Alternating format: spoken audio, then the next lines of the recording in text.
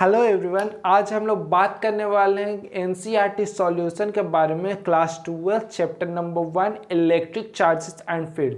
तो यहाँ पे देखिए क्वेश्चन नंबर 10 आखिर क्या कह रहा है। तो सबसे पहले क्वेश्चन नंबर 10 में देखिए कि एक इलेक्ट्रिक डाइपोल है जिसका डाइपोल मोमेंट है 4 × 10⁻⁹ कूलम मीटर और अलाइंड है at the angle of 30 degree with the direction of uniform electric field जिसका मैग्नीट्यूड है 5 × 10⁻⁴ और कैलकुलेट करना है टॉर्क।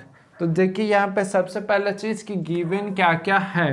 तो गिवन में आपको दिया हुआ डाइपोल मोमेंट जिसको हम लोग बोलते हैं पी, डाइपोल मोमेंट जिस चीज़ को हम लोग बोलते हैं पी, इस तरीके से 4 × 10⁻⁹ लिख देते हैं। उसके बाद यहाँ पे आपको एंगल दिया हुआ कि कितना एंगल से वो अलाइंड है, जिस चीज़ को बोलते हैं थीटा, वो है 30 डिग्री।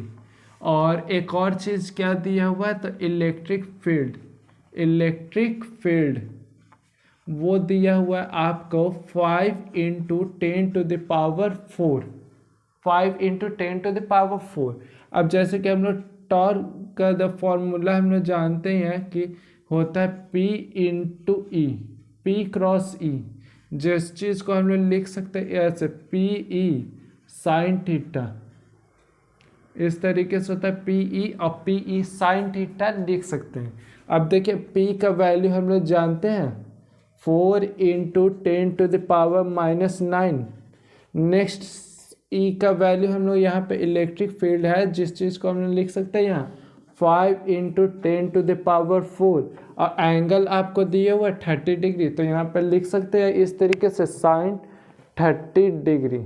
अब नेक्स्ट स्टेप में देखिए, पहले क्या कर सकते हैं, 5 4 जा तो 20 लिख सकते हैं इंटू 10⁻⁹ ×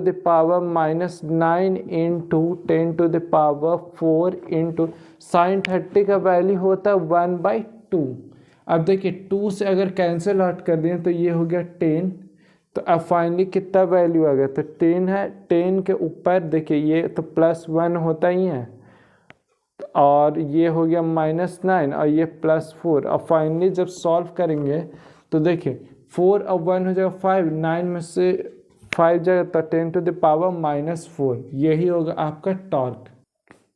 10⁻⁻⁴, यही होगा आपका टॉर्क जो हो गया ये फाइनली आपका आंसर। तो आज हम लोग देख लें क्वेश्चन नंबर 1.10। मिलते हैं नेक्स्ट वीडियो में 1.11 के साथ। आज के लिए इतना ही। Thank you.